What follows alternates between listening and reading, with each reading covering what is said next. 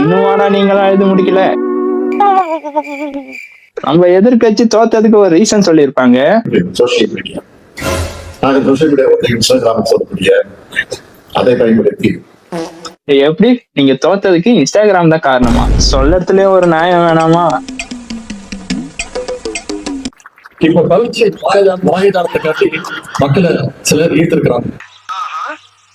இந்த கவிச்சி மக்களுடைய கஷ்டத்தை போக்க,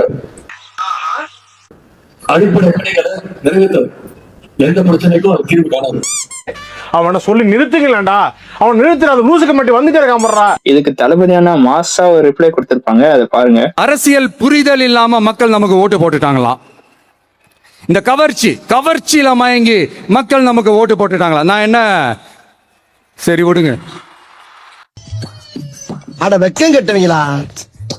இதுக்கு எதுக்குடா வெள்ளையங்கிலி மாலைன்னு ஒரு 4 பேர்த்த மூத்திரத்தை வாங்கி மடக்கு குடிக்க வேண்டியதானே?